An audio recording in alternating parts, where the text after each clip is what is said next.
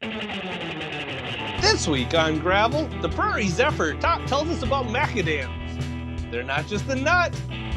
We talk about how Dinger's going to go to the Bermuda Triangle and catch himself and maybe a fish. And then we all share our best and worst stories, including when Andrew Robin Hooded an elk right in the ass. It's not a pretty story, but it's on Gravel.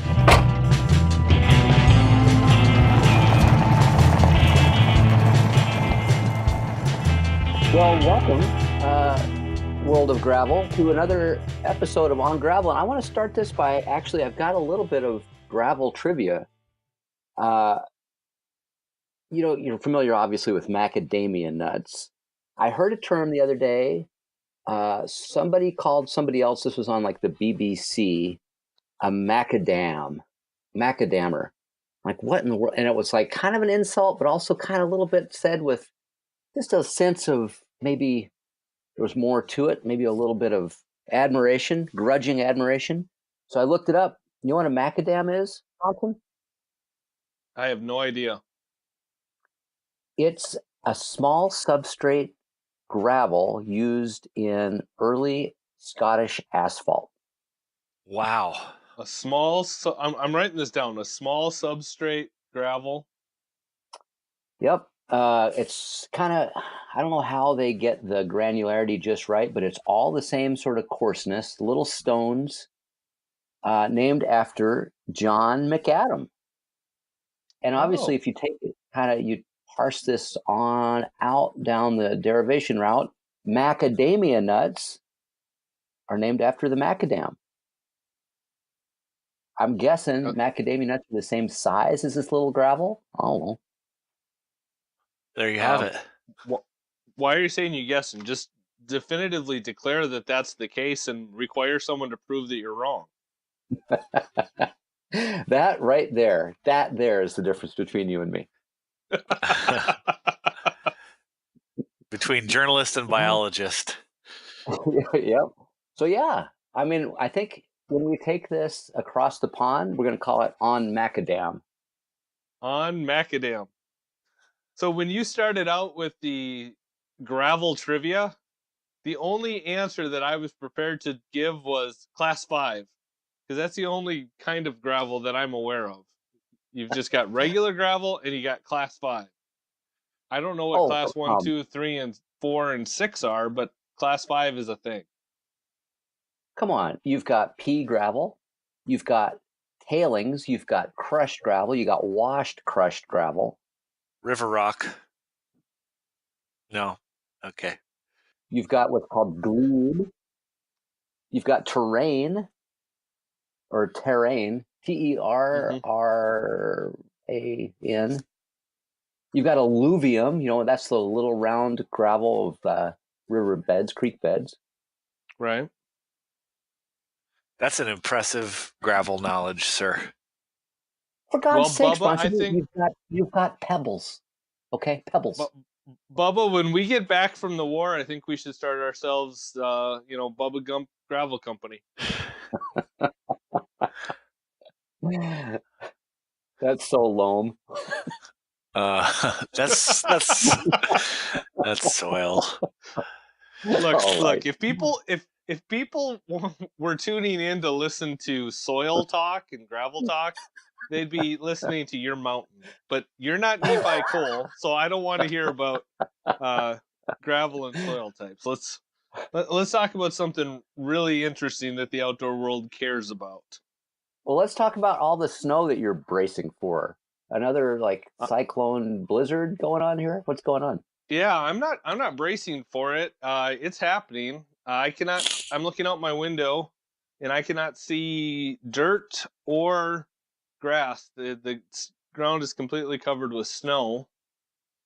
So that's got our whole family a little concerned because we've got a wood duck box that has at least 6 eggs in it.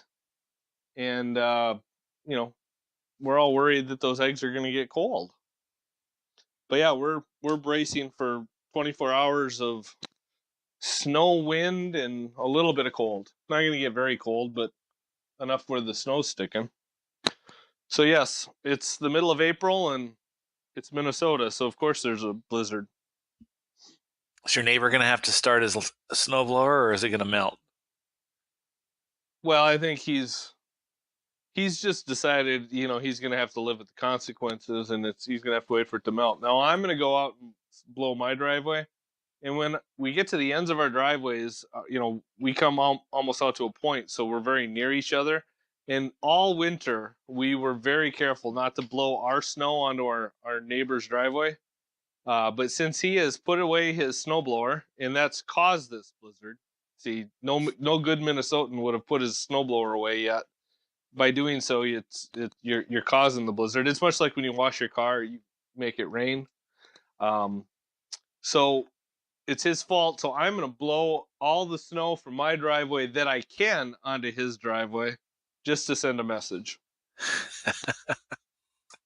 He probably moved there from what, like Oregon, Ohio. St. Paul. So he moved Oh, 10 same thing. miles, but Oregon. Well, yeah, they're both weird. They both embrace it. Dinger, what's going on in your world? Did you get any of this whole snow? We're getting what do they call it? A bomb, a weather bomb. I don't think it's going to snow a lot, but we're going to get between 3 and 4 inches, they say, of some sort of participation. And so this area is already pretty. Precipitation? Did I say participation? You did. Last time I had 3 or 4 inches of participation, I made everybody happy. So many places to take that one. So precipitation is things that fall from the sky of water form. We're going to either get snow or rain or hail or sleet, and the newspaper said some combination of all of those over the next 3 days. And I am to leave for Cuba Saturday morning to catch fish in the flats outside of the island there. And so I really wish this had come, 4 days from now, so that I was away from here when this happened. But one last polar vortex, winter bomb, whatever they call it, headed to Nebraska. I think it's the same stuff Bronson's getting. Are you getting it, Andrew?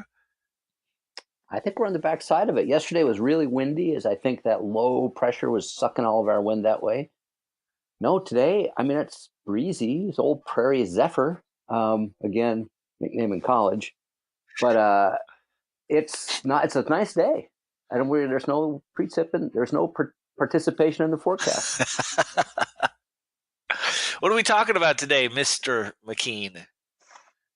There's a couple of things on my mind. Actually, your trip to Cuba reminds me of just a little perspective I brought back from my time in Florida a couple of weeks ago. But I'd like to spend a little bit of time, and I have a bit of an early out today because I've got to go coach pole vaulters. And there is nothing more hapless than a middle school pole vaulter. Just let me tell you now. Like if there was ever a population in need of coaching, it's this. And I just hope I'm up to the task. Do you make them wear football helmets? A little bit early. So funny you mention that. I've been thinking for a couple of years as I work with high school and middle schoolers, like I hope nobody hears me say this, but I can't actually believe that pole vaulting hasn't been shut down as a high school sport. It's just like, it's fraught. It's potentially hideously dangerous, but nope, no helmets. We're going to go low and slow and see how it goes. Well, if you want to say something that you want no one to hear, the best place to do it is on gravel. So here's a perspective I brought back from Florida. One of my hosts down there is a friend of mine, longtime friend of mine named Terry Gibson. He was actually the fishing editor at Outdoor Life for a spell. And he kind of squired me around, showed me places and introduced me to people I needed to talk to in Florida. But I couldn't see him my last night there because he was preparing to drive to the Bahamas. What? And I was like, well, drive a boat. Yeah. But still, like, basically, he left his neighbor's house. His neighbor's got a dock that's right on the Indian River Lagoon there, that is this little estuary that leads out into the Atlantic. And he and his neighbor were driving their boat to the Bahamas to fish the next day.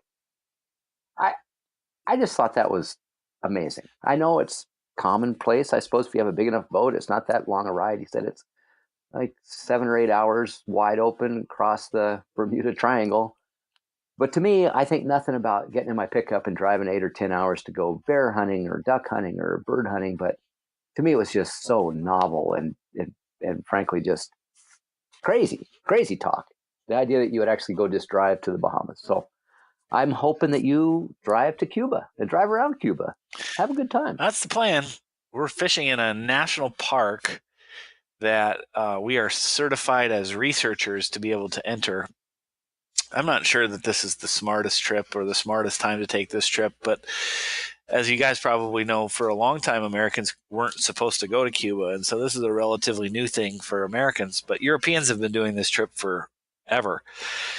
And so I am a fly fisherman. We have to fly fish. There's no spin cast or anything but fly fishing allowed in the national park. I am a fly fisherman to the extent that I've probably caught, I don't know, 20 or 30 fish on a fly rod. And now I'm going to the heart of some of the best fly fishing in the world, and fly fishing in a place where basically 36 people a year get to fish. And so my friends went on this trip last year without me. I wasn't able to go. But I'm going with my mentor that taught me to fly fish and taught me to turkey hunt, and 4 of my best buddies.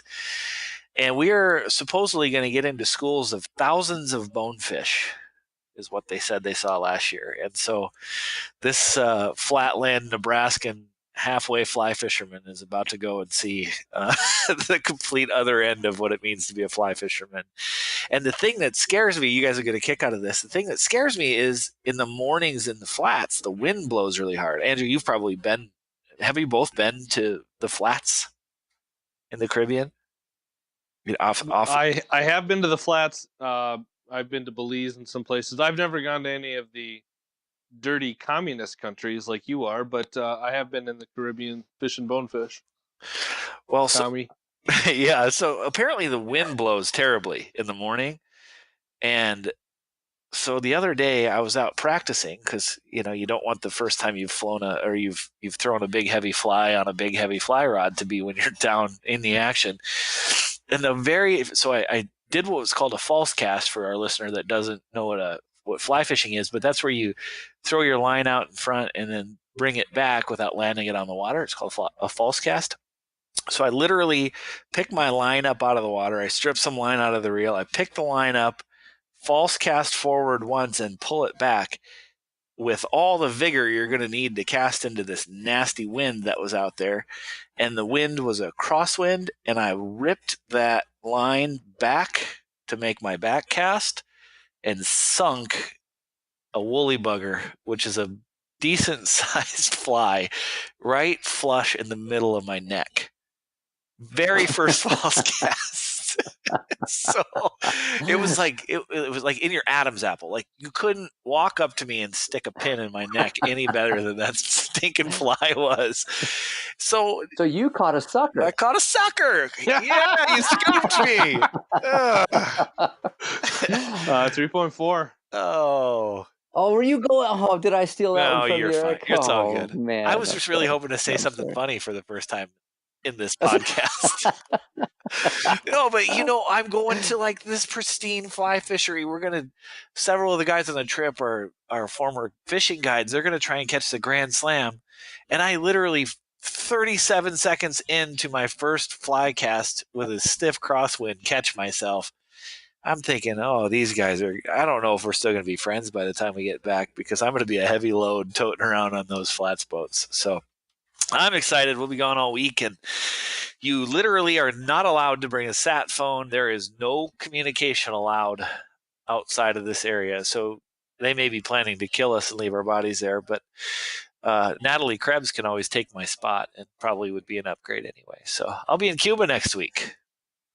Well, do you think they plan on killing you since you're an American entrepreneur capitalist?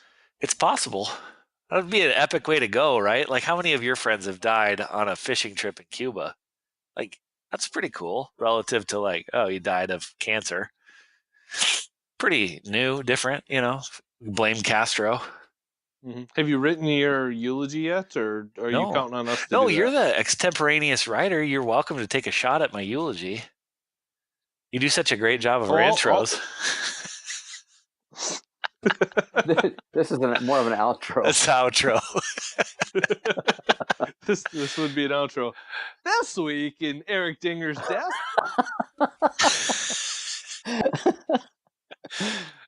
See, you've ruined it now. The listeners didn't know that I was the one that did the intros because I do it in that high pitched, whiny voice. Oh yeah, because the Minnesotan in you is never distinguishable. That's for sure. Oh yeah, this week on the gravel. So can I ask some questions here about Cuba? Yeah. So first of all, on gravel, we think of ourselves as the every man, blue collar on gravel, doing the kinds of things regular people can do. You're going to fish in a place where 36 people in the world get to go to fish. I mean, there's more U.S. senators than get to fish in this place. Sounds That's a little true. exclusive. That's Sounds a true. little exclusive. So here's the deal. You can go on this trip if you choose, instead of driving your brand new fancy pickup, for the same difference, you can drive a 2004 Toyota Tundra with 260,000 miles on it. That's roughly the cost. Okay. So, I tool around Nebraska in an old beat up truck just so that I can have the free cash to go do ridiculous things on occasion. Okay. This being the only occasion of my life. So, on occasion is pretty rare. So how are you entering Cuba? Well, I'm entering Cuba through I hope an airplane. We're landing in a place called Camagüey, and I hear it's sort of like your local Glasgow airport with commercial air traffic. So the guys were saying last year that they landed in Camagüey, and it's like, oh, okay, we'll get off the plane here then. Okay, we'll grab our bags out of there and we'll head that way. So it's pretty rural. It's probably a Cuban equivalent of on gravel, and I don't speak Spanish, or I would say what that is. So you fly to Havana and then you fly to here, to that place? We fly out of Charlotte into Camagüey. Oh, really? Yep. Wow. Yeah. So it's going to be an adventure. If I live through it, I'll tell the story. Well, we're hoping you live through I it. want to see some pictures. Yeah, I'll take a bunch of pictures. Your phone is useless there other than as a camera. So I'll fill it up. Maybe I'll catch a fish too. You never know. But what's funny is I'm going to look like a South Dakota walleye fisherman out there. Everybody looks like they're all dudded up in their fancy new clothes. I'm going to look like I have cargo shorts on and a t-shirt, but whatever. Well, what kind of buff are you going to wear? I got a Sims buff. Getting sunburned isn't something that this Scandinavian body needs. Sunglasses? Are they Costas? No, I got them. I got prescriptions one, but yeah, that's what they say. They actually say by name brand on the packing list, like this is how you don't end up sunburnt and miserable the whole week. And they give name brands. So they're supposed to get Costas. I used to have this cool hookup for sunglasses at this company called Vista Outdoor, but that doesn't exist anymore. The sunglass Vista company. Outdoor does. Vista Outdoor still exists. We just sold all of our sunglass brands. Yeah, thanks for nothing. Mm-hmm. Wonder if Muck Boots makes a sunglass. Well, I'm gonna guess no. I can tell you, if they did, they would be extremely comfortable, durable, and keep probably all the water and dirt out of your eyes. SPF 1,000. Excellent mouse habitat. Well, I was thinking you should wear one of those, you've seen the breastplates that Native American prairie tribes have, those kind of bone armor things. Yeah. I think you should maybe wear that around your throat. Yeah, that's not a bad idea. Or some sort of full body cloak for sure. It's gonna be a struggle bucket for the first couple of days, I imagine. But my expectations are pretty low. Frankly, it's just gonna be amazing to be away for a little bit. And I don't know about you guys, but it's probably been at least 5 years since I was away from my email and cell phone. So this will be good. At least you're taking your dog. Yeah. No, I believe that he would need to bring your dog, Andrew, because he's going to Cuba, and your dog's spirit animal is Che Guevara. So That's true. take your dog to its spiritual homeland where it can learn to be a bloody communist killer, just like Che Guevara was, and eat cattle shit. Yeah, it would be frankly right at home. So when you fly there, are you going to fly the airspace that you fly through? Would that be considered part of the Bermuda Triangle? Don't know. Good question. Is the Bermuda Triangle a thing anymore? I mean, I haven't heard about, a lost airplane in the Bermuda Triangle for 40 years. Yeah, I think Is it a thing? GPS kind of took away a little bit of the mystery there, I'm guessing. Yeah, I don't know. Everything I know about the Bermuda Triangle came from the early 80s television show In Search Of, narrated by Leonard Nimoy. Do you guys remember that show? No, we had girlfriends. Not in the early 80s, you didn't. I remember. I don't think I ever saw it, but I know of what you speak. All right, that's enough. I'm just trying to act like I have any interest in you going to fish, bonefish in Cuba, but thank you. So You made me feel loved, though the jealousy was palpable. Commie. 1%er. 1% commie. That's the irony, is that this is a 1%er trip into communist Cuba. Yeah, right. So, into the desolation of a third world country. Is Bernie Sanders one of your group? He is. Gosh, could you imagine feeling the burn with him in Cuba? Oh. Well, if you hook him accidentally, it would be just like a bonefish. Just white and scaly. Yeah. It kind of tenacious, really kind of surprising hard. Vigorous. Yeah, vigorous. Yeah, but one of the things about bonefish is they cut back and forth. They always keep trying to 90 degree from you. Bernie only knows how to cut left. Is that his left or yours? Oh, well, everything's to the left of me. So. So here's what I really wanted to talk about. I don't know what made me think of it this past week, but I was thinking in almost congruent frames, remembering one of the greatest rifle shots of my life, and then a day later, similarly, the most abysmal bow shot of my life.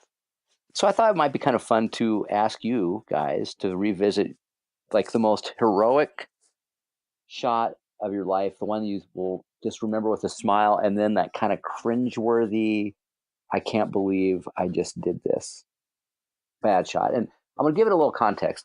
And maybe a little self-promotion too. We mentioned last week on the podcast about the Hunting 101 series that we're doing. And I'm pretty proud of it. One of the things we discuss at length is firearm safety and kind of the basic tenets of that. But the other part is responsible hunting. And, everything as a hunter leads up to, assuming you've got the safety managed first, making that good shot, that shot you're proud of, that quick and humane kill on game. So I guess the antithesis of that is what I'm talking about too, the worst shot you've ever made, the one that you wish you could call back but can't. Dinger, you got one of those? Oh man, I have one of both. This is so goofy, and I bet you a lot of our listeners can relate, and you guys probably can too. But the first time I remember thinking in the outdoors, oh man, I'm cool. This is cool. Is I used to be able to. My dad ran the grain elevator in Redfield, South Dakota. Worked there and then ended up managing it, and a lot of times I would go there after school or on the weekends when Dad would be loading train cars, and tool around the the elevator in town. Which now it seems kind of crazy, but in town, I would tool around the elevator with my BB gun and shoot sparrows and blackbirds and maybe starlings or something. I don't remember what was there, but I was sitting up in the crow's nest with my dad. He was loading train cars, and I was trying to shoot these sparrows that were across the train tracks, maybe like what seemed like 100 yards away at the time. It was probably more like 30 or 40 yards, but with a BB gun, they were far enough away to where you could see the BB drop like 25 feet. It was like a rainbow shot. So the very, very first time I ever pulled the trigger, I must have been like 7 or 8. The very first time I shot at one of these sparrows that were across the way, I watched the BB drop and drop and drop and drop, and I hit and killed the sparrow I was shooting at. And I remember thinking, "Oh, Dad didn't see it." I was looking around. I hoped somebody saw it. I thought it was so cool. I actually got down and went and got the sparrow, and oh man, I thought I was so cool. It's a sparrow. I don't even think you're technically supposed to shoot sparrows, but I think English sparrows are unprotected. Probably a lot of us shot a few sparrows, don't you think, growing up? Oh yeah. English sparrows are unprotected. You're okay to shoot them. They're an introduced species. All right. The worst shot, I'm going to answer with a series of shots. I don't know what happens to me when I shoot turkeys with my bow, but the comedy of errors, the litany of errors is long. I've probably shot, I don't know, 6 or 8 tom turkeys with my bow and maybe that many jakes. But I've also screwed up at least that many. And, one time the tom was too close and I shot through the bottom of the blind and ripped up my blind and missed. And another time I leaned out too far over my legs and my cam hit my leg and ripped the string off my bow as I was shooting. And so it all came to a head last year when in the same day I called in 4 turkeys. I shot at all 4 turkeys, and for a myriad of reasons, all 4 of them were still alive at the end of the day. So I think I'm going to just say that my worst shot is turkeys with a bow, because it's almost embarrassing how many times I've screwed it up. How about you, Bronson? So it's not almost embarrassing, by the way. It is embarrassing how many times I've screwed it up. So just to summarize what Eric just presented, his best shot ever was a lucky shot. And his worst shot ever was an entire class of shooting at turkeys in general. So. Yeah. I mean, if hunting is a skills-based endeavor, I have demonstrated a complete absence. Well, I'm going to start out with my worst shot ever, and it was it ends up with a happy ending. But I was 14 years old, bow hunting with my dad and our friends, and everyone was fairly new to bow hunting at that time, and no one had killed one yet. Wait. In our group. You're in Thailand right now, right? In Thailand? You're in Thailand? No. Oh, different kind of happy ending. Different kind of happy ending. Yeah. So I don't want to get an E rating. So let's try to keep this above board, Eric. So it was 85 degrees out, second or third weekend of the deer season. So probably end of September, Minnesota. I was wearing a Hard Rock Cafe T-shirt because it was so warm and I didn't have expensive, hot weather hunting clothes. And I'm sitting in the tree stand with my Ben Pearson youth model bow, cranked all the way up to 45 pounds. And my 2014, that was the weight of the arrows with Rocky 3-blade broadheads on it. A doe walks out, perfect, 20 yards in front of me. I draw my bow. She doesn't see me. I aim right on the spot where I'm supposed to shoot. I think I was kind of at a funny angle, so I think my draw was a little off. I push the button on the release. The arrow goes flying, and I watch the arrow go right into its ass. So from the difference between hitting the vitals to hitting the ass is a couple of feet, and this is only 20 yards. It was just a horrendous shot, and it hits the deer, thwack. She runs off into the brush, and I hear her crash. So I went and got my dad, and we tracked it. It ended up she only went 25 yards because I'd gotten one of those miracle shots where I hit the femoral artery, and it worked out. Um, Now I've had other shots that weren't as bad that I never recovered the deer that were too high, a little far back with the bow. Um, but from a shot placement standpoint, those shots weren't as bad as this one. This one was so bad that it ended up being a pretty good hit. But the fact that I got the deer was completely lucky. But that was my first bow killed deer, and I remember every intimate detail of that experience, to this day. So um, sometimes it's better to be lucky than to be good, I guess. Now, my best shot ever was with my old Marlin Model 7022. So that was for a few years. Marlin made a 22 autoloader that had a magazine instead of a tube magazine, and that's what I had. And it was really accurate, and I shot it all the time. I was a better rifle shot when I was 18 years old than I am today because I just used to shoot so much. And I shot with open sights a squirrel at about 65 yards and shot it right in the head. And at that time, I think I could have repeated that feat. It wasn't luck, and so I was very proud of that. But it was a gray squirrel, so no one really cared. But that was the best shot I ever made. Analysis, We care, ridicule. Bronson. We care. Well, thank you. Did you eat your squirrel? Of course. Why else would I How'd you? shoot squirrels? How did you eat your squirrel? Do you remember? One bite at a time.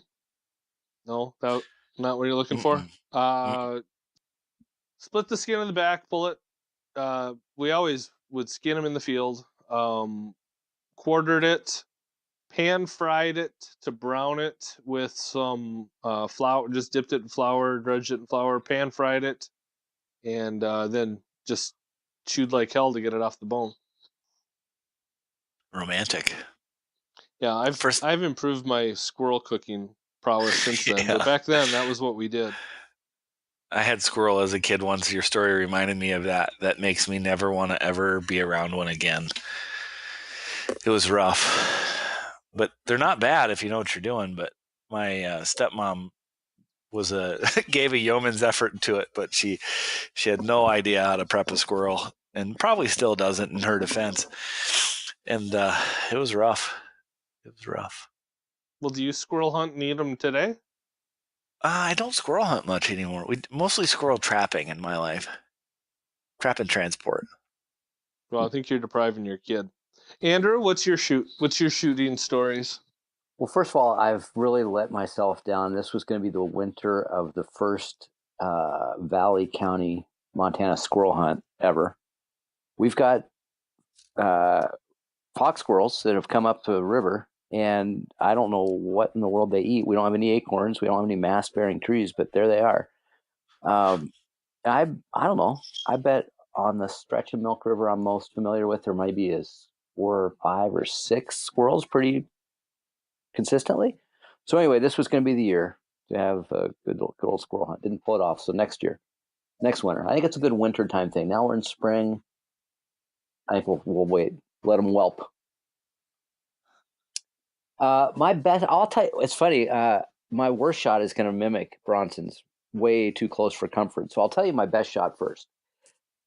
18 years ago this year, I know exactly the year because it was the year that my twins were born, and it seemed like everything was coming in twos. Twin and identical boys. I drew 2 very coveted Montana big game tags. I drew a moose tag and a mountain goat tag the same year, 2001.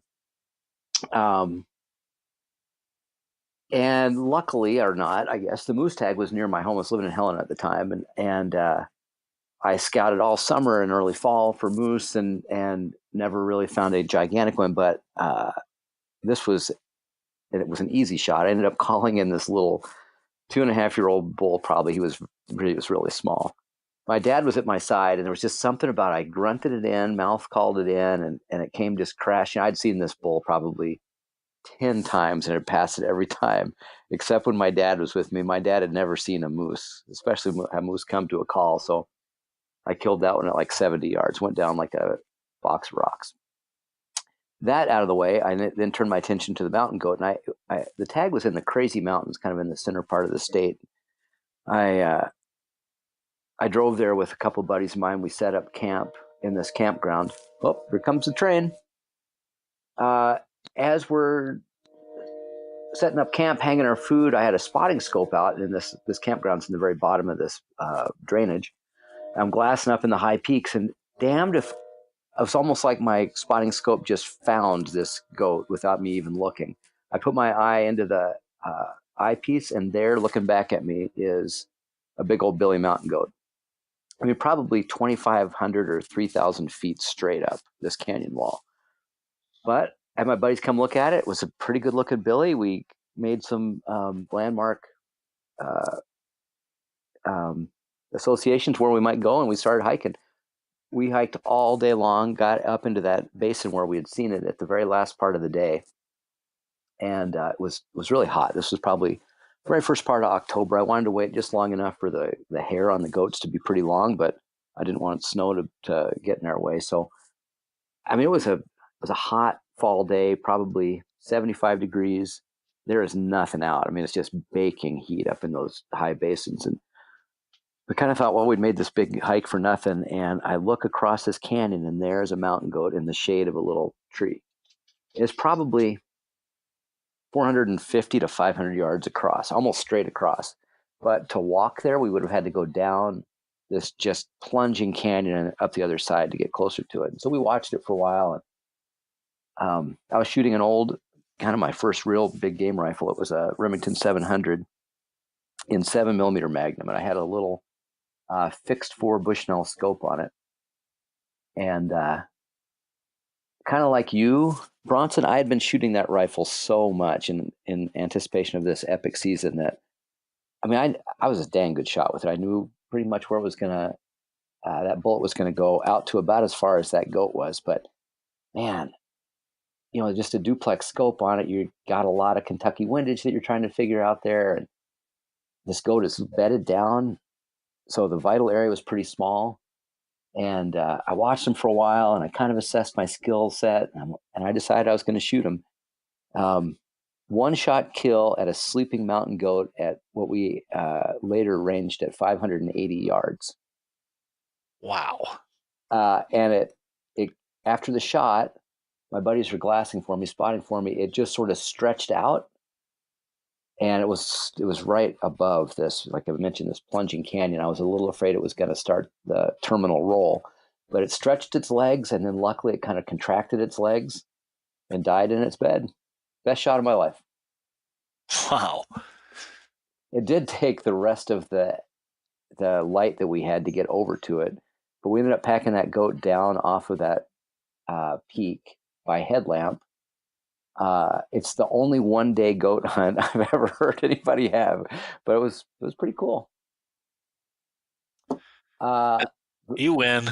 The worst shot of my life, though, it as Bronson was telling his story, it dredged up all of my worst memories. I was elk hunting with my bow in the Missouri Breaks near Glasgow here. One of the first years I had been out there, I had drawn the tag is for either sex of elk, either a bull or a cow, whatever basically you see. And I was holding out for a bull, but it's pretty interesting country. It's wide open. There's lots of little sort of canyons and fissures that the animals use to move up and down the slope and kind of from one drainage to another. And I kind of figured out a pattern for elk. I was camping out there just all by myself, and I realized in the evening these elk were stringing up this kind of adobe canyon.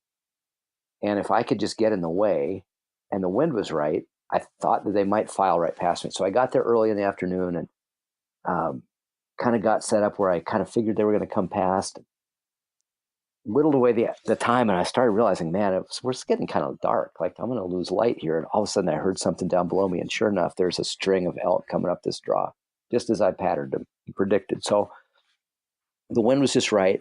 I got in this little cove in the sandstone wall of the canyon, and I can just stick my head out and look down slope and see these elk in a single file. I saw maybe 10 head, but the first, I saw there was a bull. He was the third one in line. First was a cow, and then it looked like a younger cow or a calf of the year, and then the bull. And I thought, oh no, what am I going to do? The wind is right as they're down below me coming up, but the minute the cow gets past me, she's going to smell me. What's going to happen? So I'm like, I'm going to have to do this really quick. So just before they got toward me, I drew my bow and sucked my back against this little canyon. I'm standing up on the ground. And the first cow comes past me almost at the end of my arrow. She's that close. And I get buck fever pretty bad. I guess I must have trembled a little bit. And as I trembled, I'm a lefty. I'm acting this out as I talk right now. I'm at full draw. My left elbow is back behind my ear, and it must have just touched the back of the wall, the sandstone wall, because I let go of my release. Oh, and and and I was aware at the time, like, oh, this is not going to be good. But I wasn't aiming or anything. I wasn't even like into my bow sight, and this arrow just vanished, and it hit the it hit as I kind of reassessed everything, kind of forensic analysis later. It hit. The arrow made a glancing blow off the sandstone wall, and hit the lead cow in the ass. And it's exactly as you described it, Bronson. I was like, I was sick. Like, oh, and then all of the other elk in line just, flushed like quail. Everything was over. And in fact, they all kind of went down the slope the way they had come up, and the cow I had hit is now amongst the rest of the herd. I can't pick her out anymore, and it's starting to get pretty dark. And I'm just trembling with shame, and all I can see is like my arrow with my name on it or my initials on the vein, like being dragged around by this cow for the next 2 months. And and obviously worried about the health of the cow and just everything else. And as I'm watching this herd, they got maybe 100 yards away from me, and they're on this kind of precipice, little adobe ridge. And as I'm watching, one by one, they kind of trot away. And finally, there's this one elk that's standing all by itself, antlerless elk. And as I watch, getting pretty feeble light, I got my binocular on her. She starts to wobble and just falls over dead. oh. Same thing, Bronson. I hit her in that femoral artery, and she just bled out. When I traced her back, the blood trail was insane. And Yeah. I wished I didn't even think to look for a blood trail because I thought it was a non-lethal hit.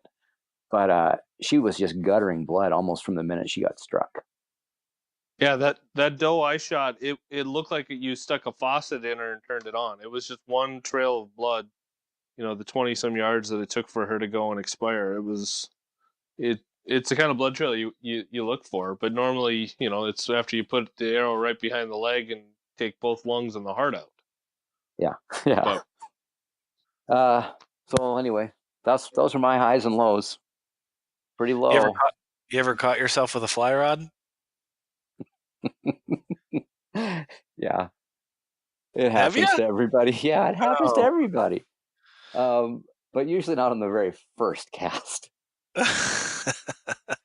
My friends tease me because I work in the industry. They're like, "Yeah, quite the outdoor expert."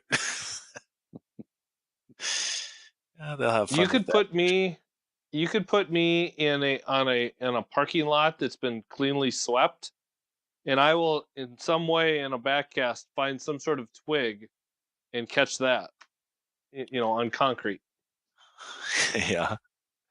I am not good with a fly rod. I need lessons is what I need, because well, the only thing that I've ever caught with a fly is sunfish. So I don't even have a trout to put on the. So I'm cutting open a vein here, guys. I'm not a good fly fisherman. Well, Dinger, what I thought you were going to say, and I anticipate you're going to have stories of this on your return, is catching yourself in the back of the head with your It's coming.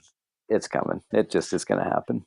It But is. hopefully, a lot of those, the one of the problems, just to kind of analyze your situation, I guess autopsy it maybe is the better word. If you were casting a woolly bugger, they're pretty heavy, and I think for a lot of the bonefish flies, they're going to be pretty light. Shrimp patterns, and they'll be a little less weighted than that. So hopefully they won't follow the fly line quite as close. When there's circle hooks, so maybe I have to have a different angle in order to sink that into my neck or head. Ugh. Outdoor Well, expert. the good news is once you hook yourself, it's almost impossible to get unhooked with the circle hook. So, Oh, that is great news. Thank you for that. well, just think about it. You can go and give us a first person account of this grand socialized medicine that they have in Cuba. Oh, true. Yeah, I look forward to that.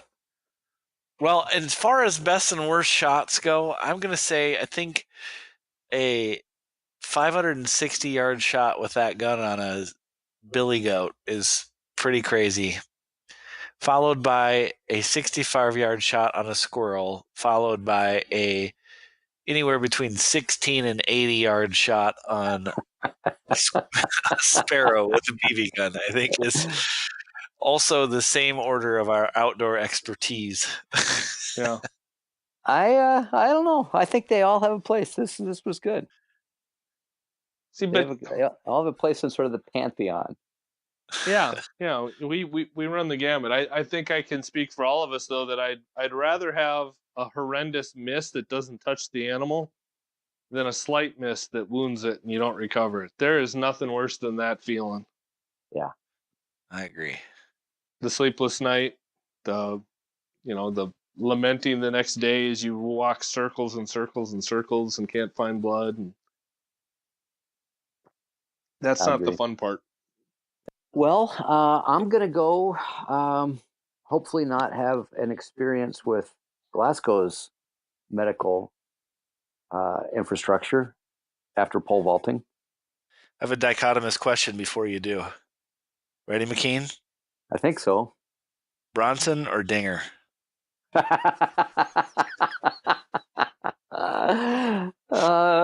So obviously it begs context. Is this like in a survival situation It or could be. squirrel culinary? Squirrel cooking. I don't know. I think that's the answerer's choice. Maybe the answerer must provide their rationale. Man. Well, I'm gonna say Bronson, It is. Bronson, God, You're in Sophie's that's choice. Bronson, God, that's a McKean, tough one. McKean or Dinger? Dinger. I'm just I'm going messing with with you. Dinger because Dinger makes me feel better about myself because I feel like I have superior skills and there's more of you to eat in case we get into a survival situation. Yeah, you wouldn't last very long on a McKinnon. No. All right, Dinger, Bronson or McKean?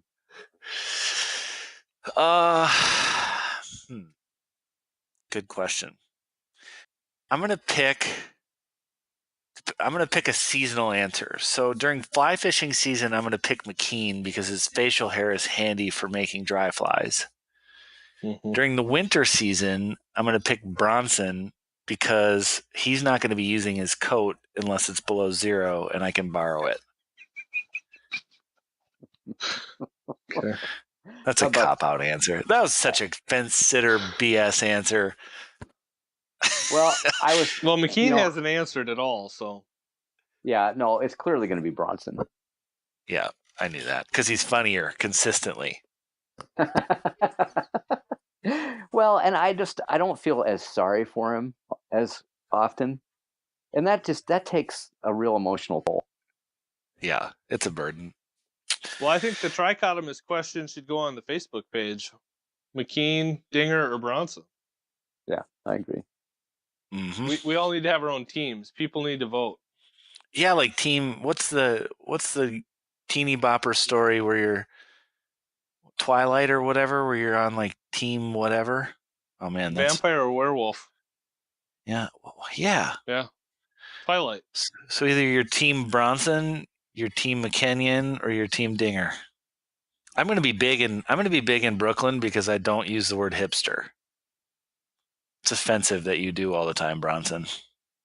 I like my chances. Okay. You know, I really think that I'm going to be able to survive not being popular in Brooklyn. Well, this has trailed off in a funny place. It is. Well, I'm going to try to think of a good way to sign off using macadam as a farewell, but I don't know quite how to do it. All right, I think I got it. Are we done? Anybody else have anything else to say?